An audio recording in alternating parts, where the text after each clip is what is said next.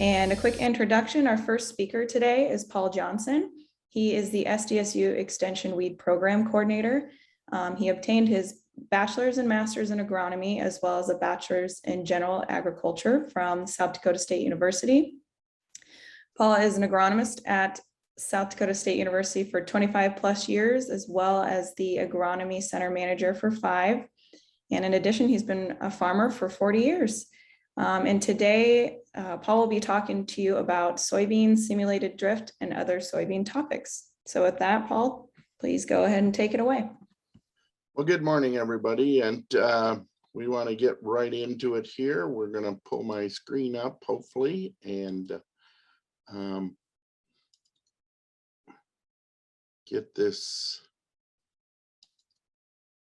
show on the road. Okay. Hopefully everybody can see everything there now. I think soybeans and the whole weed control industry this year is going to be a very interesting year, and a lot of concerns out there about different things happening. And so consequently, soybeans is probably the biggest area. And so we're going to get right into it. The Dicamba use for 2022. No label changes expected. This was out of EPA about 3 weeks ago now. But they did say expect label changes for 2023.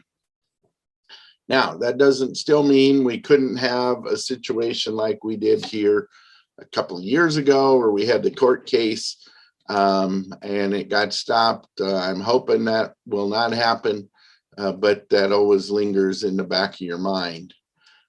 Training will be the same as last year. Everybody's got to get trained every year on the same thing that they've been trained on for the last 3 or 4 years. So hopefully it'll sink in here at some point, and maybe we can get that training to once every 3 years.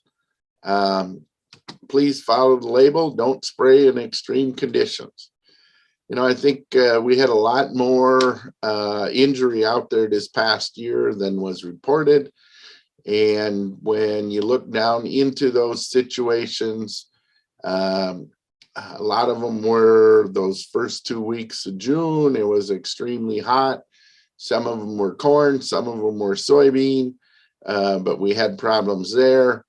And we had problems with people spraying too late. And we had problems with people spraying generics. And I can tell you that those are being looked into by Department of Ag.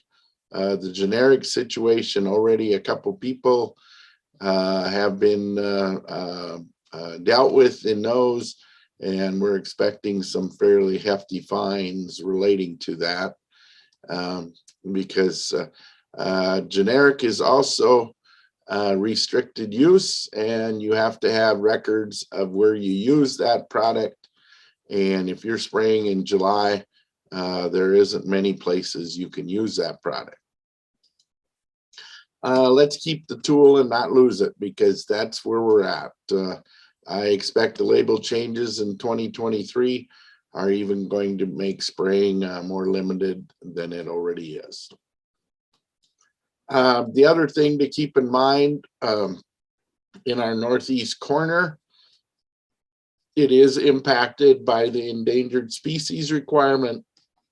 And so the buffers are extremely large, and in some cases make it tough to use the product at all. So with that, that's what we're seeing with Dicamba for this coming year. Last week, we got some enlist changes for 2022. That label was also up for review. They also got knocked back. Instead of R2, now it's R1. And so basically, the label doesn't say July 1, but if you interpret R1, 90-some% is going to be need to be done by July 1, and probably closer to 100%. Also, because of endangered species, there is no enlist use in Bennett, Charles Mix, Gregory, Lyman, Millette, Todd, and Tripp counties. So that south central part of the state, I haven't got the explanation on that yet, but those counties are no enlist use, whether it's beans or any other crop. There is a deal in the EPA label that requires training of applicators, and Corteva says that's not right. So I'm putting a question mark there. We will see when the actual label by the company comes out how that's handled. Do not spray if expected, if rain is expected within 48 hours. That would result in runoff. How you know that or can deal with that, I don't know, unless they're predicting a deluge. I wouldn't expect in a normal year. Rains do have runoff. And so this one I think is tough to enforce and will be tough to deal with. Now, the real unique part is the Freelex label, which is the pasture range non-crop label of the choline product. It doesn't have some of the drift qualities in it, but that label has no changes and can still be used in those counties listed above, but Freelex has no label for over the top on soybeans. Okay, now, Palmer Amaranth, always questions on that and where we're at. In the last couple, 3 years, we've seen the addition of 3 counties. Last year, Yankton, we seen in a cornfield, looks like maybe came in with some type of manure or combine. And brown, we seen there where we had millet that was contaminated that had come from down in, I can't remember if it was Nebraska or Kansas, but got spread on some prevent plant acres and had Palmer in it. And then this year, late in the season, a sunflower field was found in Pennington County in the Wall area that did have some small Palmer in it and was in an area where it looked like probably had come in off from a combine the year before. So that kind of takes how we're going into the year in effect. Now let's look at some of the data from this past year and see what we can learn off from that. Okay, we're going to start out with the Gt27 soybeans, or better known as the soybeans that we can use a light pre-emergence and follow up with those. We'll start out here. The weeds we're looking at is yellow foxtail and wild mustard early, and then yellow foxtail and red root pigweed at the time of post application. So start out with this product does allow us to use glyphosate or glufosinate plus the light product, or in the old days we call it the balance product in corn. And so we can see, you know, no early control because we were post emergence. The Liberty quite a bit weaker here, and when we put the two together, we did get better control and also better yield. Now, going into the pre-emergence products, the light followed dimetric and glyphosate post. We can see the light isn't very good on the yellow foxtail, but also the Northeast farm was very dry early, and so the pre-emergence didn't work very well. But after the post, we can see we got about 10 bushel better than we did with just the post treatments. If we come down the same treatment with Liberty instead, we can see that too. Dimetric and then followed by Liberty and Outlook look pretty good. Couple more treatments, a light Outlook and Liberty again early. We can see we got the wild mustard, but we didn't do very well on the foxtail. And light Zidua, glyphosate, Liberty, and Outlook, putting basically everything in there. And we did get our highest yield. And we can see the check, obviously heavy weed pressure, because only 13 bushels if we didn't control the weeds. We had a 4 bushel LSD. So, okay, in this case, this last treatment is 8 bushels better than the one before it. Anything over 4 bushels indicates a significant difference. So in this test, with the 68 being the high, if we drop by 4, that would be a difference there. Now, we want to look at these. I'm going to look at all the locations because we were very different this year. If we look at the southeast location down by Beersford, we can see that there we looked at velvet leaf and common water hemp. There, now northeast, we did get moisture later on. Southeast, we had moisture to start with, but then really got dry. And here we can see the glyphosate post-emergence did fairly good, but still only 18 bushel. The Liberty, 15 bushel, and the two together, 13 bushel. So obviously that early season weed control, very important, but still we didn't get the moisture to help us out.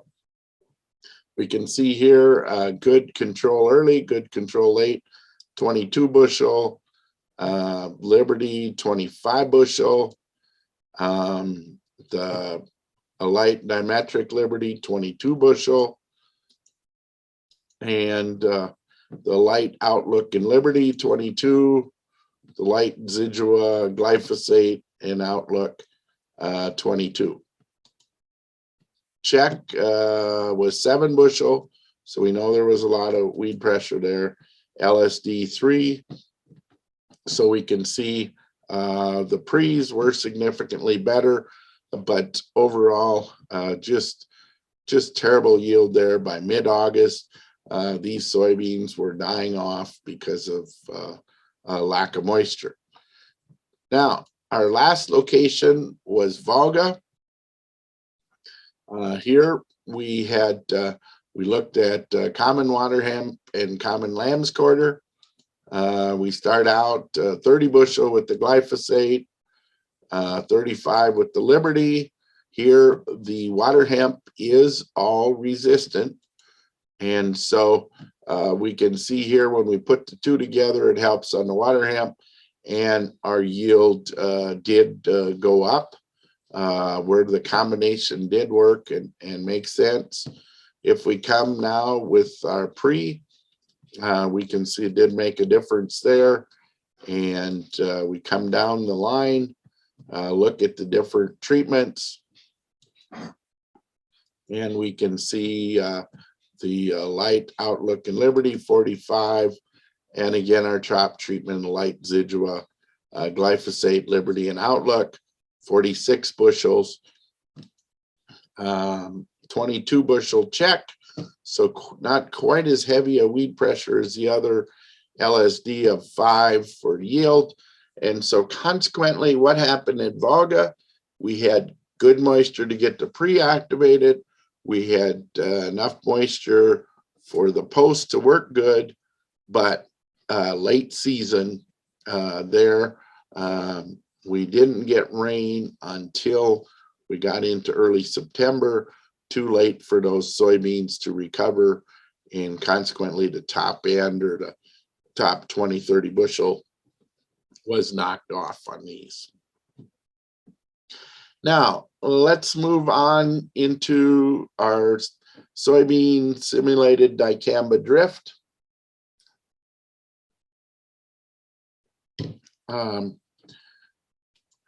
Some of the parameters of our study. Soybeans were non-dicamba. Treatments were check, Cobra 7 days prior to drift, Cobra same day as drift, and Cobra 7 days after drift. And by simulated drift, we mean the dicamba was sprayed on the middle 2 rows, and it was actually at a metered amount, but it can show us how that affects soybeans. The middle 2 rows were the ones that were rated and harvested, and rates are using is Extendamax just to make it easier for you to understand the type of rate we were looking at on these. So what we looked at in 2020, now we've got this for 2 years. Very good year. This is done at the Volga farm.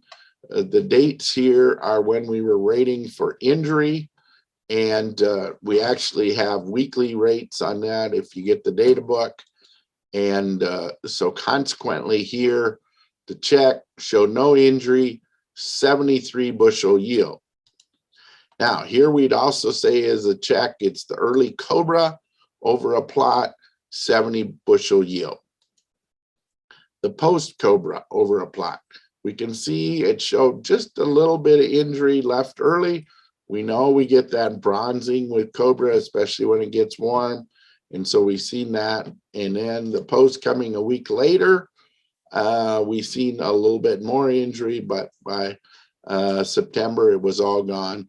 But all of these would be comparable because I believe the LSD is about 4 bushels in this case. Now, here's where we start the drift. This is dicamba or Extendamax at 0.0022 ounces per acre, or 1/10,000th of a rate. Just showed barely could see injury. Anything 5 or less is tough to determine for sure. We had 73 bushel yield. Obviously, the beans weren't affected there. Now, when we had the Cobra early with the dicamba put on a week later, or the drift, we can see again we had a little injury, 71 bushel. Same thing with the Cobra, the same day as the drift, and we can see 69 bushel.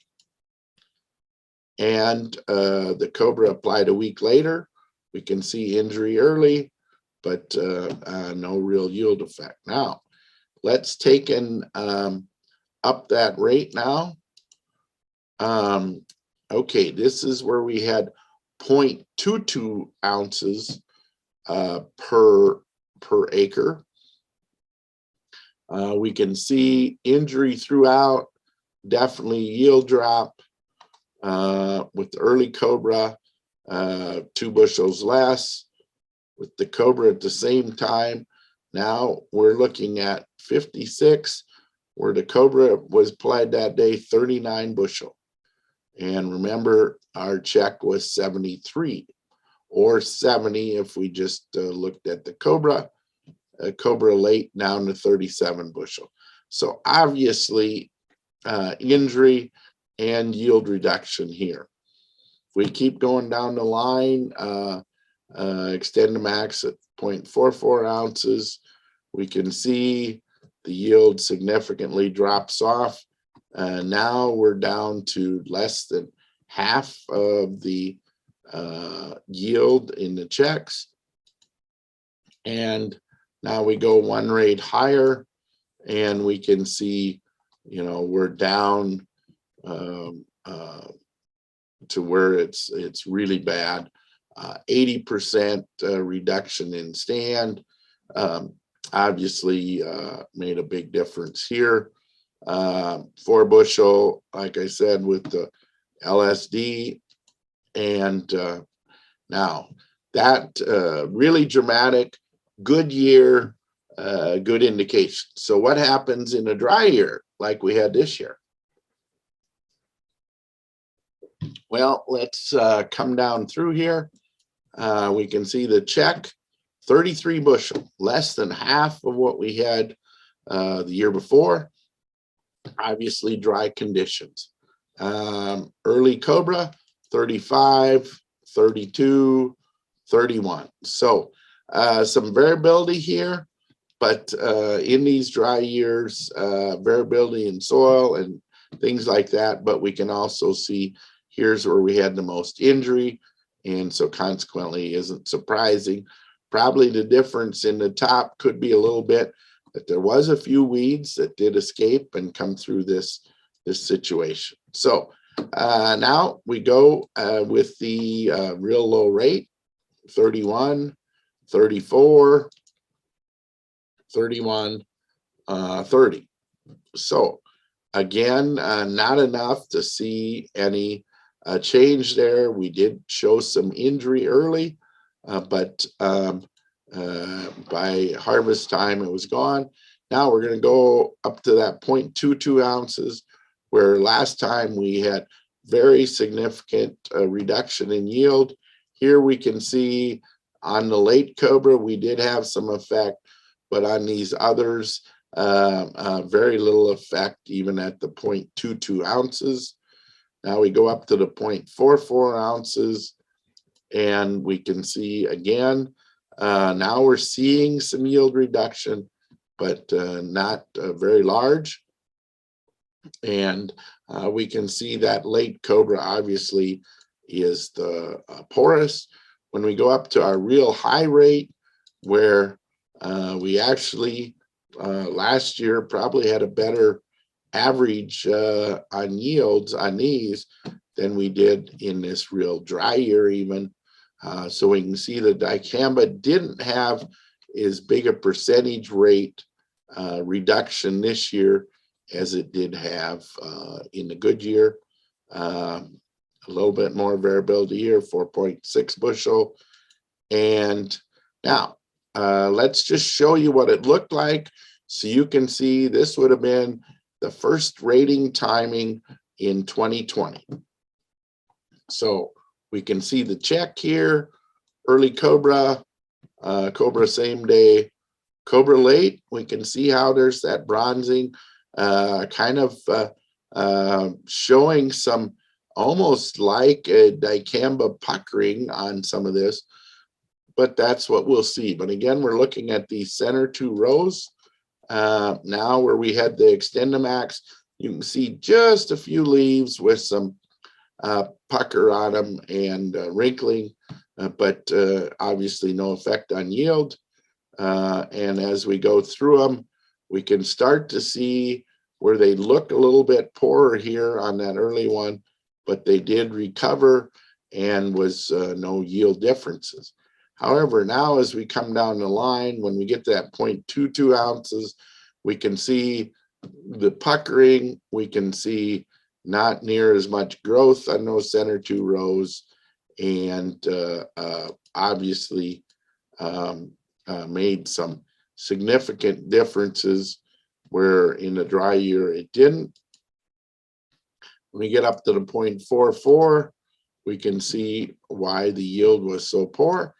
And when we get to that real high rate, you know, those beans are literally stopped and just kind of laying there. waiting for that. So to wrap this up, spring of 2022, there will be chemical shortages. I'm totally convinced. I hope I'm proven wrong, but it's there, it's happening. We need to be aware of it. Post-emergence product like glufosinate and glyphosate are the ones most likely to be in short supply. But with those being in short supply, people are going to look at other alternatives, and a lot of them are going to be all of a sudden become in short supply too. So good pre-program is more important than ever. You know, last year we had people with failures with pre's. It's the second time in the last 25 years that we've seen that. It doesn't happen often. We usually are pretty predictable on moisture in the spring. Prices are going up every day on chemicals. The sooner you get the product in place, the better you are off for spring. And by that, I don't mean just paying for product.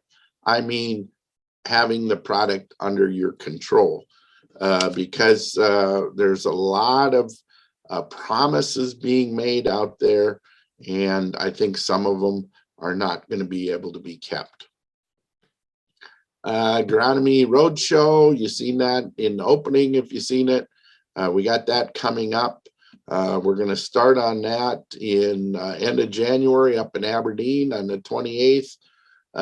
You can see our schedule here for our online event, and be aware of those. Here's my contact information. And Shelby, if you want to get your code going, and if there's any questions for me, I'll be glad to take them at this time. Let me get to the chat. Let's see, Paul, if you can stop sharing your screen, then I'll go ahead. Okay, I'll stop share. Hopefully people got the contact there if they want it. And we're back. All right. Was there any questions, Shelby? I didn't see any. There don't seem to be any at the moment.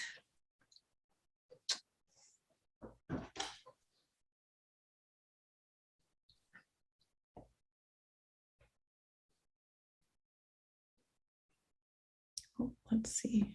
I will stay on for the rest of the session. So you do have a question from Doug Anderson. What was the LSD in regard to yield? Well, on the yield, most of them were running like about 4 bushel. That means if your top yield is 33 bushel, anything that's within 4 bushel of that is not significantly different. So kind of meaning we'd have to be 29 bushel or lower from the 33 before it'd be significant. And 3-4 bushel LSD is kind of fairly normal on doing small plot work. It takes the variability in of soil or variations in weed pressure, and it gives us a 95% confidence level that what we are saying is actually true. And so hope that kind of answers it. It's a common method used within the industry, and most people run it 95%. Some weed projects only run at 90%, and I just feel we need that extra 5% in there.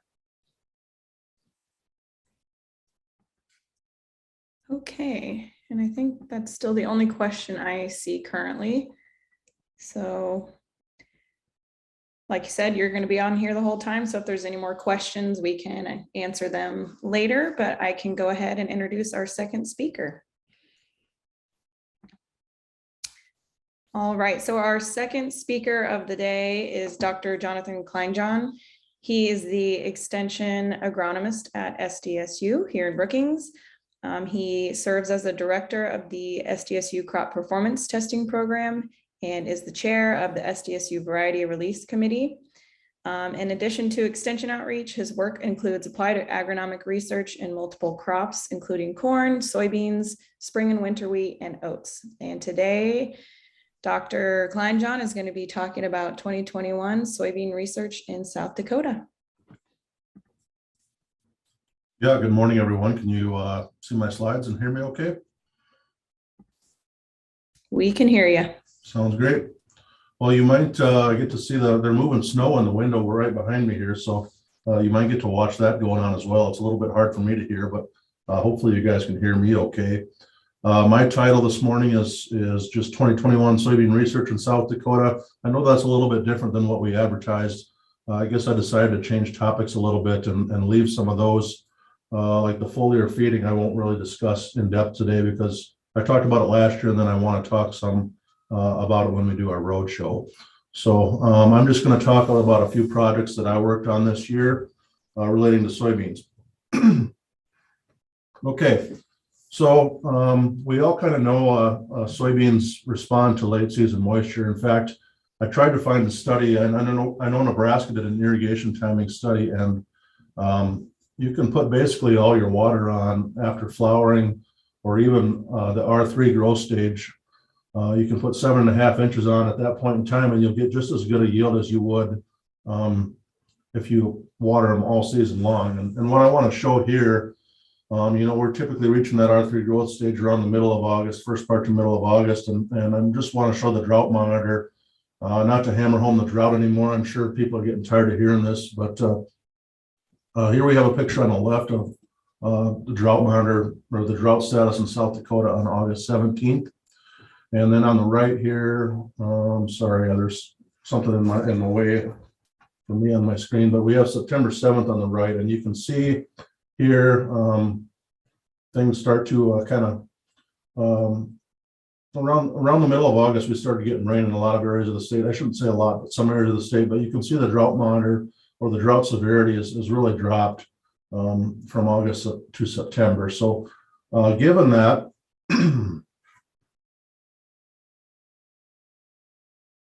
here's the yields in the crop testing program this year.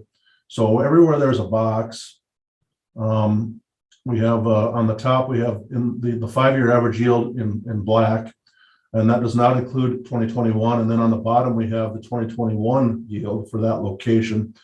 And if it's better than the 5-year average, I put it in green. And if it's worse than the 5-year average, I put it in red. So a little asterisk here down by Reliance. We only have 2 years of testing in that location. So 48 is actually the 2-year average, not the 5-year average.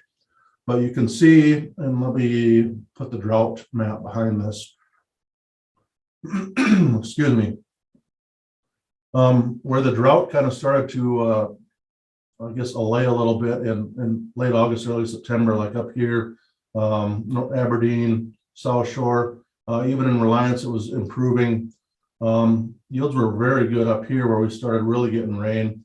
Bancroft and Brookings were only slightly below average because it started raining in this area too in the middle of August. Some of the areas that did not get rain, like down here in Mount Vernon and out in Han County, you can see the yields were quite a bit below the 5-year average. So I just thought that was interesting to note how late season moisture can improve crop yields. And just to refer to the Reliance location, it was very dry out there this year, and we had some other issues too, but we did start getting some rains in August. And I wish I had a picture at harvest, because those beans were probably about a foot high at the most, and they were still yielding. Some of them were in the 50 bushels an acre. So soybeans are an amazing crop. Just to share a few pictures from that Reliance location. I don't mean to steal Paul Johnson's thunder at all, but we had some sort of offsite dicamba drift at that location. And you can see here on the right, we have a dicamba tolerant plot. And then on the left, we have an enlist plot. So we had quite a bit of damage in season due to some sort of off-target dicamba drift. Visiting with the producer, we don't know where that came from at all. I just think there's some sort of atmospheric loading going on with dicamba in a lot of areas. But anyway, here's another picture showing the damage. Here's a dicamba tolerant plant versus a non-dicamba tolerant plant. You can see the stunting that occurred, and the growing point was basically killed or stunted enough so that all the flowers were on one little node. But the amazing thing was at this location that by the time harvest rolled around, you could really see no difference in yield between this guy and this guy. So dicamba drift gets a lot of press, but in my opinion, it's somewhat overblown. I just have never really seen a lot of yield reduction from this occurring, even though it looks very severe during the growing season. Let's see, anything else to mention before I move on to the next topic? I will say that throughout the state, I did not notice any significant differences between Extend and List or Extend Flex varieties. They all yield within a bushel of each other. So I would not say there's a yield advantage to any given trait like there maybe was a couple years ago. Okay, so moving on into the meat of the presentation today, I guess. The topics I'm going to talk about, something new that I had observed this year, Triazole Phytotoxicity. A new study has started this year, biological and fixation, and then a data planning by Fungicide study that I continued from last year. And then finally, I'm going to just talk briefly about plans for next year, and then fact sheets, just some national publications that I've been working on. So anyway, just to get going, the first thing we'll look at is Triazole Phytotoxicity. And basically what brought this to my attention, I had a producer call me this fall, and he said, have you ever heard of a case where fungicide reduces yields? He had done a strip trial in a field, and he had an R1 application, an R3 application, and then an R1 and an R3 application. And the R1 application was about 1 to 3 bushels less than the untreated. R3 was 3 to 5. And then when he got to R1, R3, it was 5 to 7 bushels less than the untreated. So basically, the more fungicide he put on later in the season, the worse the yield was. And these were irrigated beans, so they shouldn't have been stressed too much. So I started digging into this. I called around to talk to some colleagues around the country. And actually, Nebraska put this out this year. We don't typically see this up in South Dakota, but if you get a hot and dry year, certain fungicides, certain triazoles can affect the soybean plant and not allow their stomates to open and close. So the plant actually gets a little bit overheated. Now, the guys down south see this all the time. In fact, I got some good information from the guys at LSU and Mississippi State. The guy from Wisconsin, Damon Smith, the pathologist out there, actually did his research in North Carolina for his, I think it was his master's, so he knew all about this. We just typically don't have to deal with it this far north because it doesn't get so hot. And here's just a few pictures that I got from the Nebraska website. Unfortunately, I don't have anything from South Dakota, and we didn't have any plots out. So all I had was word of mouth from that farmer and an additional farmer called me later too. But it looks a lot like SDS, sudden death syndrome. So on the left here, we have a picture of the symptoms of SDS. And then in the middle here, we have triazole phytotoxicity. And then on the right here, we finally have a picture of a lower stem. And you can see the stem is still healthy when we have triazole phytotoxicity and I guess that's different than what we would see with SDS. So anyway, just something I want folks to be aware of. I'm going to have a few more details on the next slide here. I'm sorry, I feel like my voice is going away. I got some kind of sinus thing going on. But anyway, the guy from Mississippi State sent me a pretty detailed email. He's done a lot of research with this. In fact, he screens all their varieties, soybean varieties, for symptomology with triazoles. And he says pretty much any triazole down there can cause symptoms, but the worst two are tebuconazole and prothioconazole. The farmer that I talked to actually used tetraconazole, which is Domark. Prothioconazole is Proline, I know that. I don't know of any real common ones that are tebuconazole. Sorry, I'm not a pathologist, so I don't know these off the top of my head. So these two are the worst potential for symptomology. Some of the best are these three, and I don't need to read those off to you. I don't know any, I think this one might be I'm not going to say off the top of my head without looking at the crop protection manual, but I know this one is the active ingredient in Revitec because we use that in the study this year, but I don't know any common names for these two. So in summary, these 2 points show you which ones are the worst for burn and the best. And injury can also vary with the time of day applied. He said basically don't apply when the dew is still on the plant in the morning. You want to wait for the dew to burn off. But also if you get into the heat of the afternoon, that'll make it worse too. He talked a little bit about adjuvants. They can make a difference. And specifically soybean varieties, some are more tolerant than others. And obviously we don't screen for that here in South Dakota because we just don't see it that often. But they do a lot of screening down south to see which varieties are more tolerant. And unfortunately, those are so long in maturity, we can't grow them up here. So the information isn't really relevant. But this is just a problem that I want producers to be aware of. If we see another hot year, just keep this in mind if you're going to apply fungicide, okay? Okay, moving on here. An end fixation study, and I feel like this topic's kind of been around a while. The soybeans really require end fertilization, and I know this has been done. I think Dave Clay did some research here at SDSU in years past. And the different thing about this project is it's part of a national effort. And here I have a screenshot of one of our, I guess, Zoom meetings where we're talking about doing this. So you can see, I guess you guys don't know the names here and where they belong, but we got Illinois here, Michigan State, Wisconsin, Indiana, Purdue, Kentucky, Iowa, Minnesota, North Dakota. So anyway, just a national effort to look at this end fixation thing. And here's a picture of the research sites that we did last year. We had 13 states participating. The map's a little bit wrong here. They don't have the points quite right. Both of these locations in South Dakota were here in Brookings County.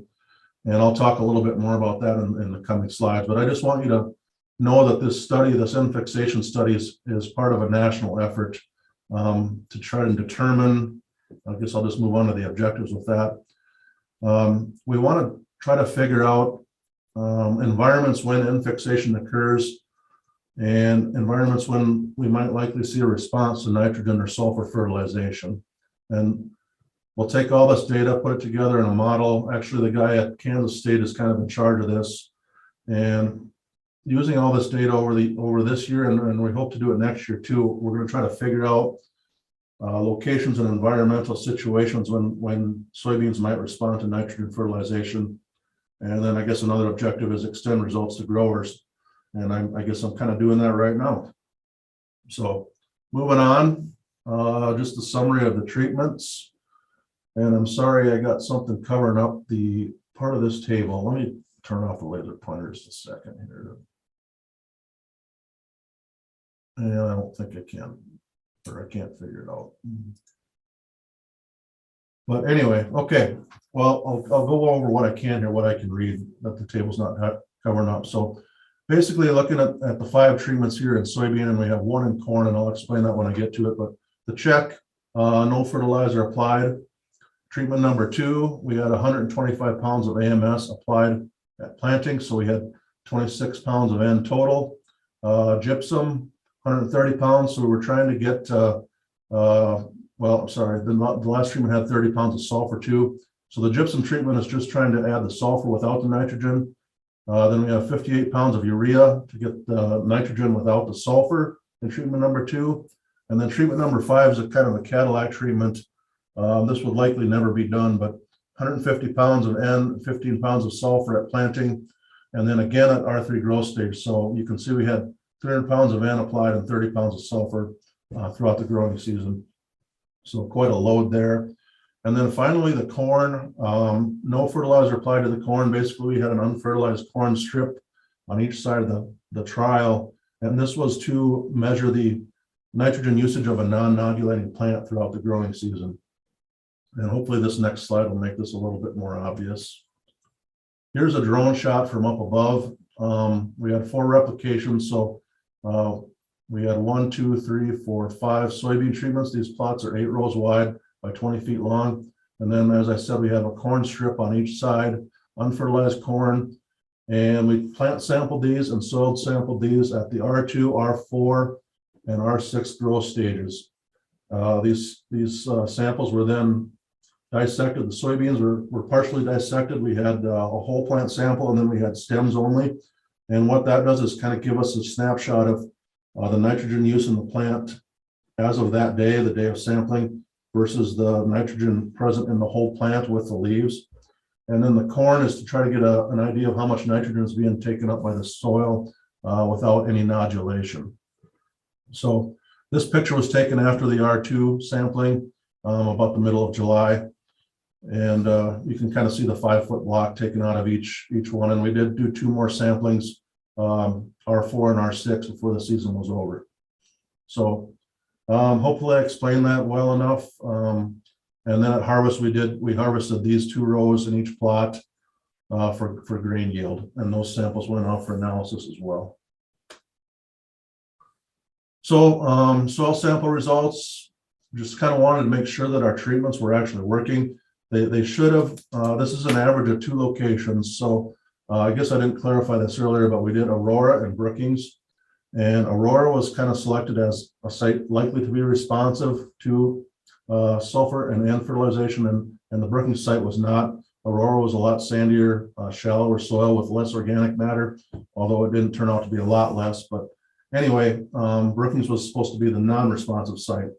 Well, I just averaged these 2 together to show you guys the soil sample results, just for simplicity's sake today. But this is supposed to say nitrogen, not nitrate. I apologize. I tried to fix this morning and it wouldn't let me do it without changing the whole table.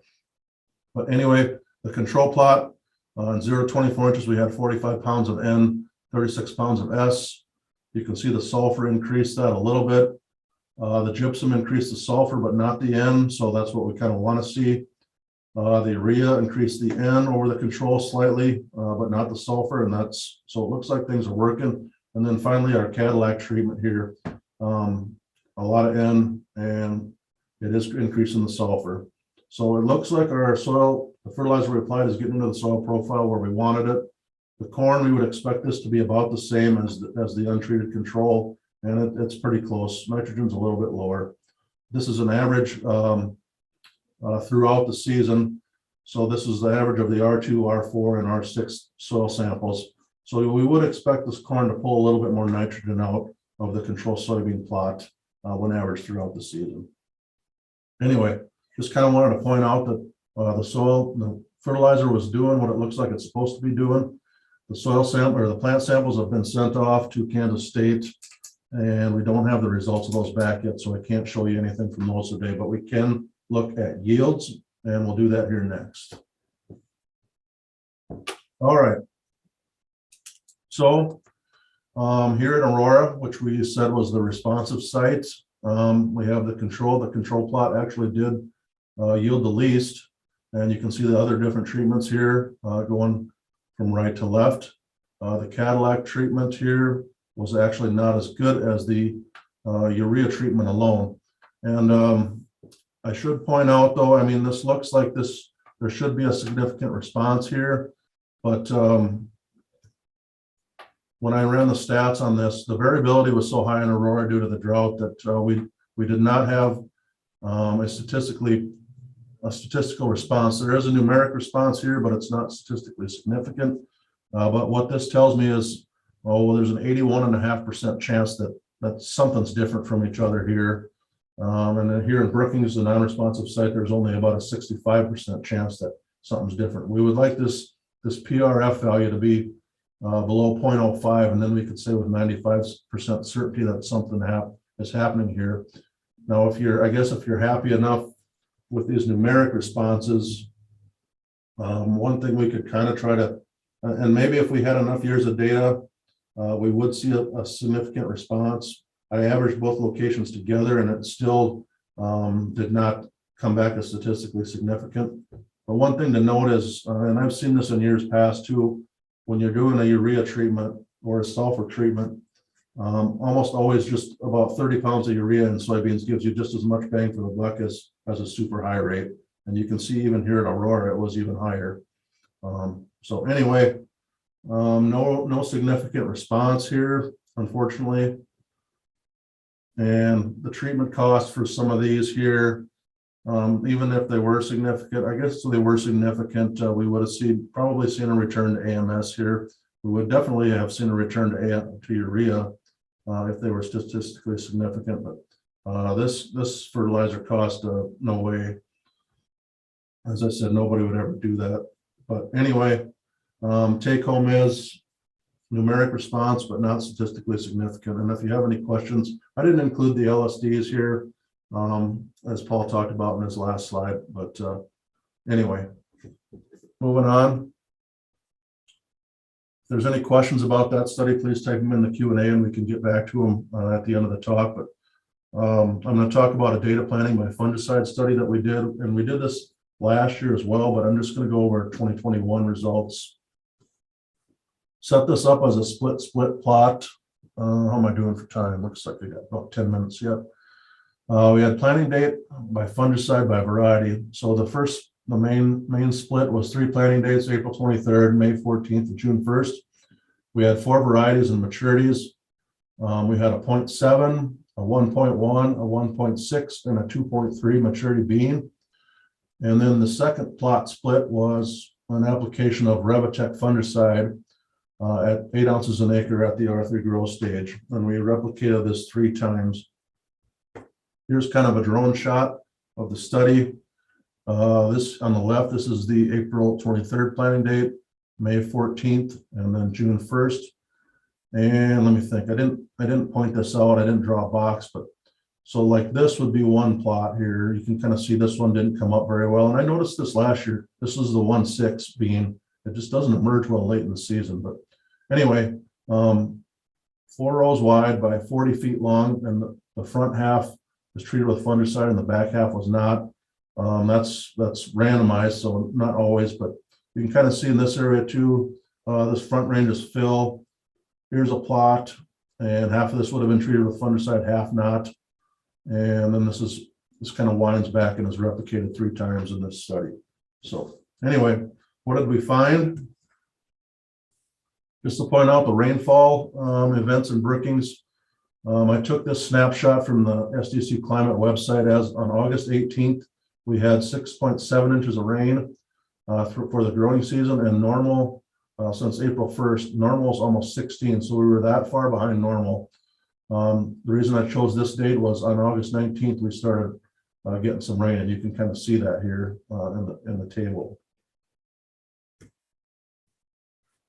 So here's our yield by variety by planting dates, and I didn't include the name of the variety, but I included the maturity down here on the bottom. Each planting date, you can see April 23rd, May 14th, June 1st is represented by the 4 bars.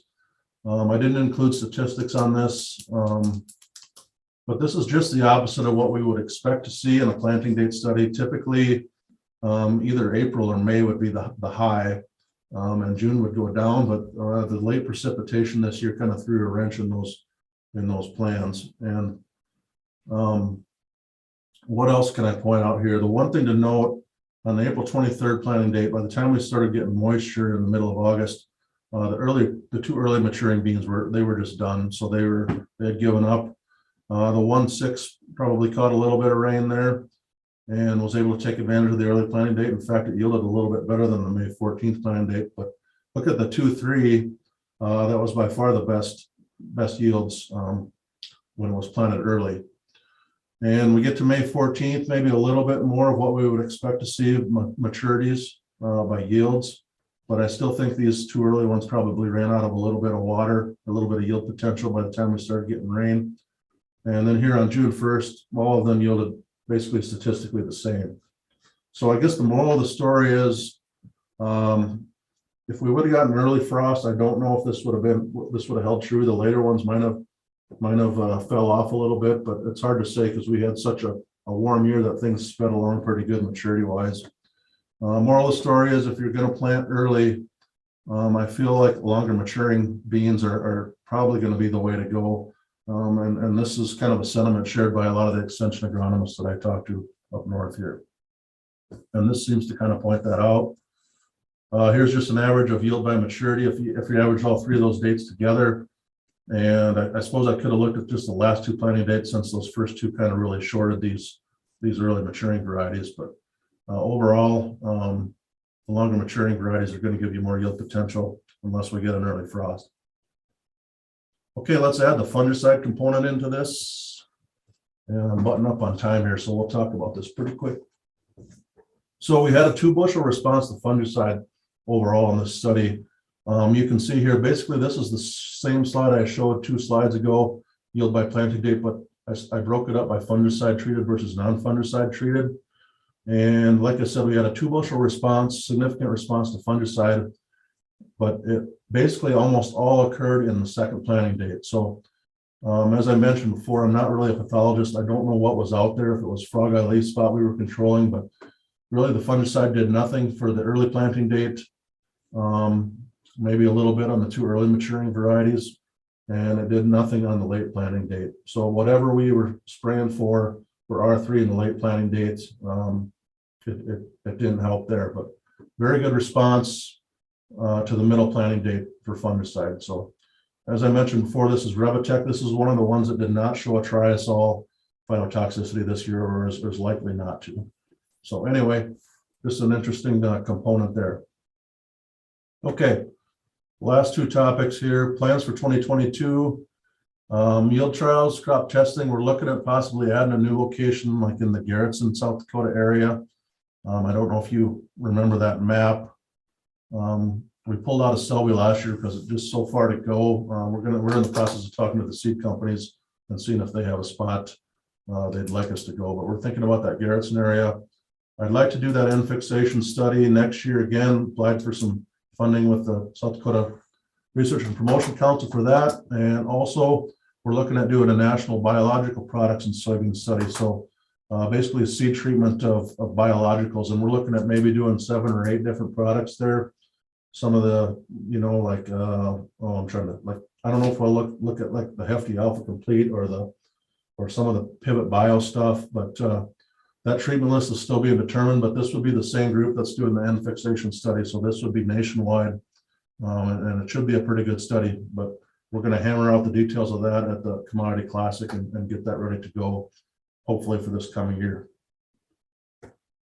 And then finally, the last thing I want to talk about is fact sheets. They're posted on the Soybean Research Information Network, and these are, I guess, resources that I work on with this national group. Here's just a picture of one of them. And here's the website, Soybean Research Info. You can also Google this, Soybean Research and Information Network. There's some pretty good references on there. This is a fact sheet that should be posted within the next couple weeks, summarizing our foliar feed study that we did in soybean over the last couple of years. And here's another one I think that turned out really nice. We went through the soybean growth cycle and talked about management and risks for each growth stage. And I think that one turned out really nice too. And we got 3 more that are coming up. We've done some on planting date, et cetera, in the past, but just wanted to make this resource, make you guys aware of this resource, I guess. So I don't have a summary slide today because I wasn't really trying to hammer home any central theme, but that's the end of my talk. Thank you guys for paying attention. If there's any questions, I'm going to stop sharing now, and Shelby's going to put up the QR code.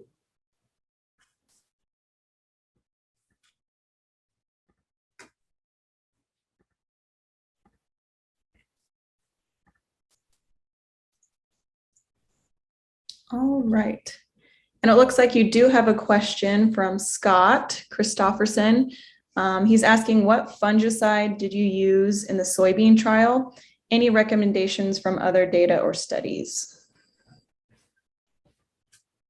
Well, the data planning study, we used the Revitec, and that's a BASF product, and we didn't use anything in any of the other trial locations unless it was applied by the growers, and none of them told me that they put anything on. So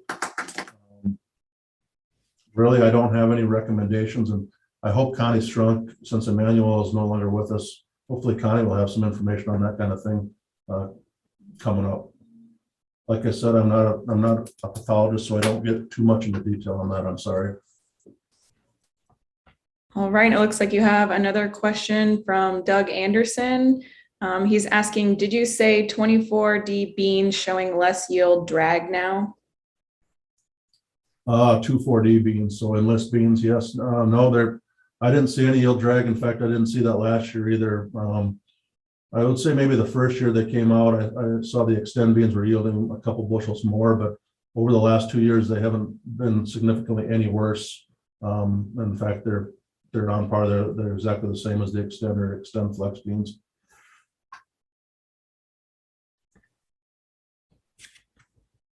All right, and I'm not seeing any other questions at the moment. So I'll stop sharing. I see Adam shared the link to that soybean research website in the chat. So if any of you are interested, you can click on that quick. All right, and thanks for attending today. Please look for an email from us at the end of the week. And next week, we're going to cover soybean insect pest and disease updates.